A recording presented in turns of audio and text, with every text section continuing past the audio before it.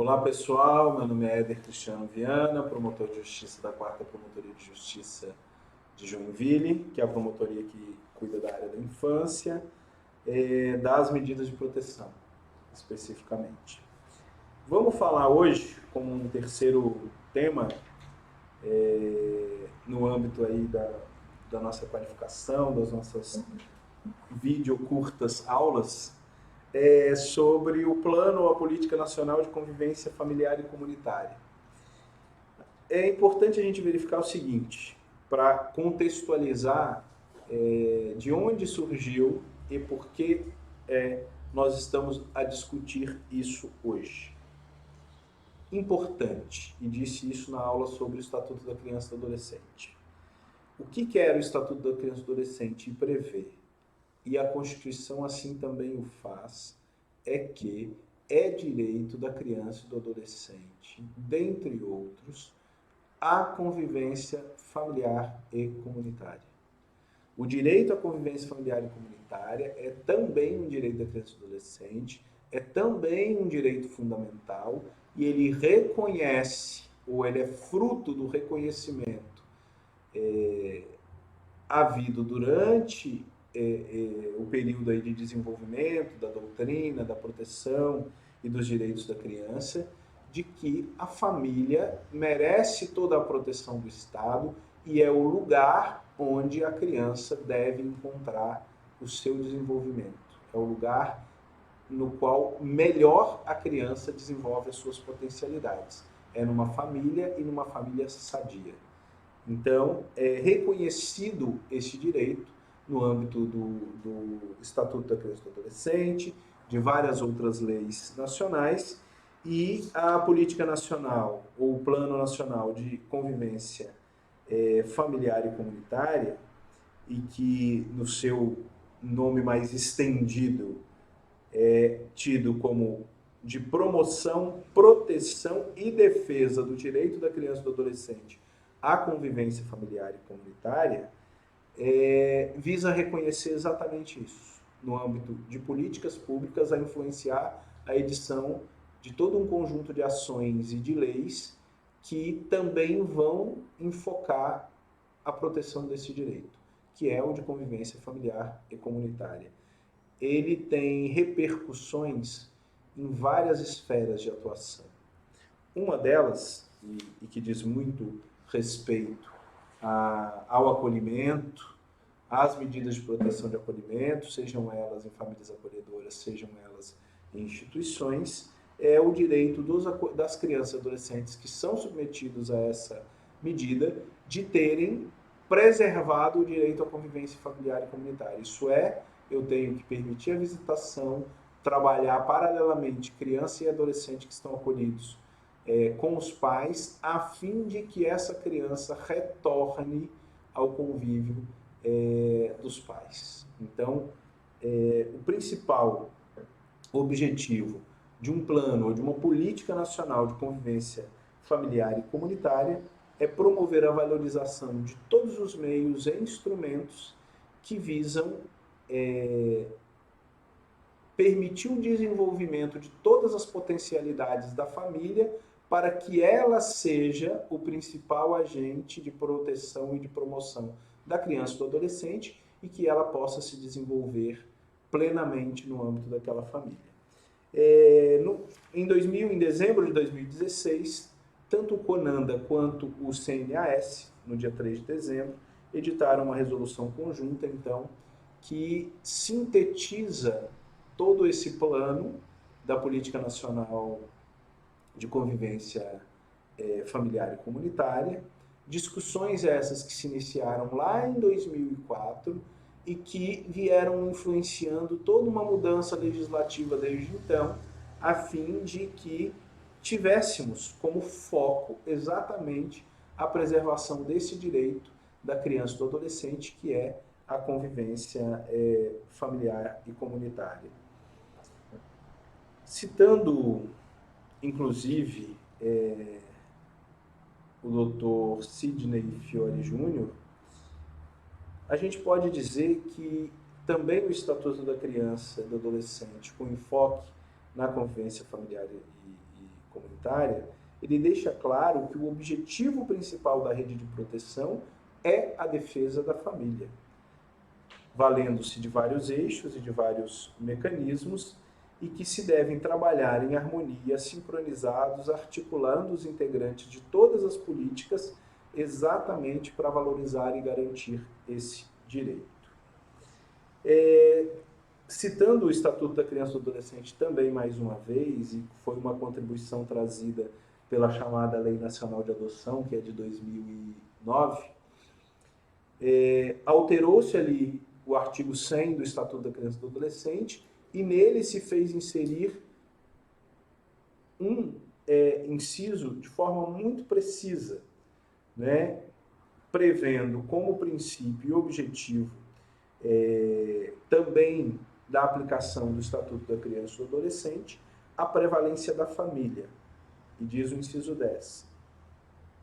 Prevalência da família na promoção dos direitos e proteção da criança e do adolescente.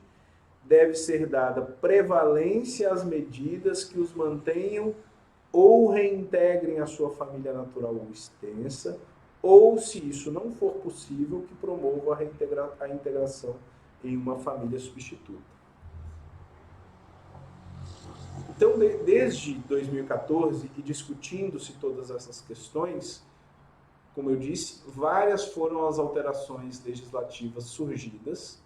reconhecendo-se que esse direito, esmiuçando esse direito fundamental previsto, seja na Constituição, seja esmiuçado já previsto já no Estatuto da Criança e do Adolescente, exatamente para concretizar essa proteção. Um outro movimento, uma outra consequência da valorização através deste Plano Nacional de Convivência Familiar e Comunitária e dessas alterações legislativas foi a alteração e a previsão expressa em vários dispositivos do Estatuto da Criança e do Adolescente de valorização, quando a gente fala de novo em acolhimento familiar, mas uma valorização e uma prevalência do acolhimento familiar em relação ao acolhimento institucional, do qual nós também já falamos numa outra aula. O que a lei quer é que a criança, mesmo submetida a uma medida de acolhimento, isso é, retirada da sua família natural e colocada sob o cuidado do Estado, que visa protegê-la, né, desses pais ou desses responsáveis que não conseguiram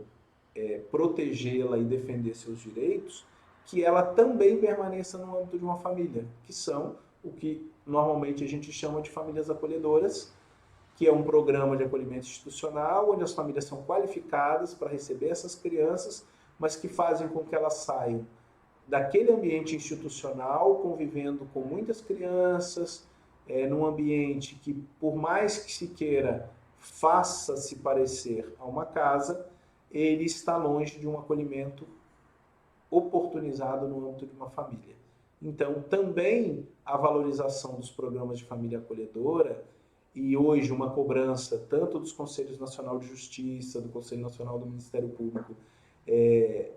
de que adotemos medidas a fim de efetivamente implementar as políticas de acolhimento familiar no país, que hoje perdem em muito ainda para os acolhimentos institucionais, é porque se reconhecem que no âmbito da família a criança tem o seu máximo desenvolvimento. É importante a gente perceber que tudo isso não veio também de um achismo ou de uma conclusão que partiu da ideia de alguém sem uma verificação prévia.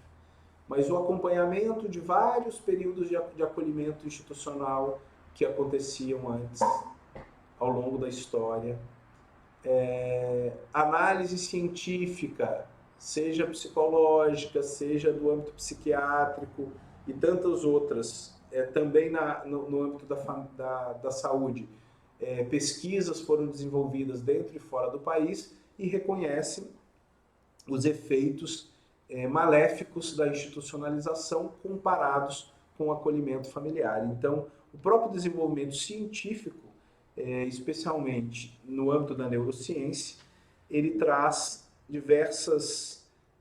conclusões a demonstrar que o ambiente familiar saudável é o melhor lugar para se desenvolver crianças e adolescentes. Por isso que temos uma política que valoriza isso, temos várias leis que valorizam a permanência da criança e do adolescente na família, temos várias medidas previstas pelo Estatuto da Criança e do Adolescente,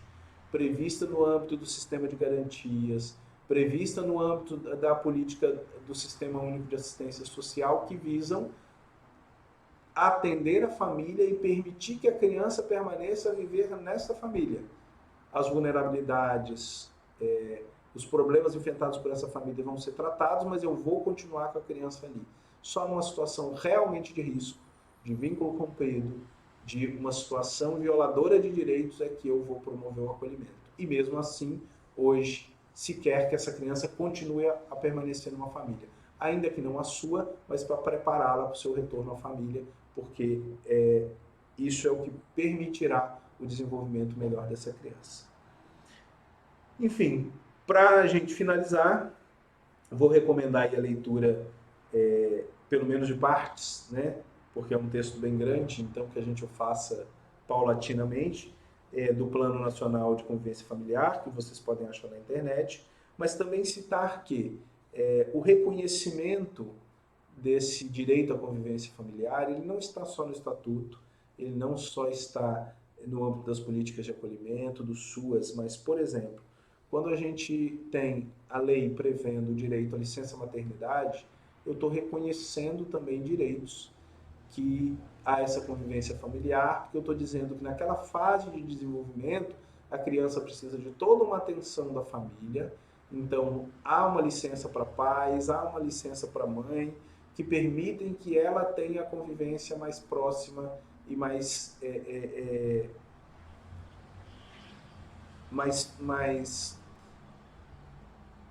cotidiana com o seu filho, em vez de voltar logo para o trabalho. É uma forma de se reconhecer o direito à convivência familiar e comunitária, dentre tantos outros.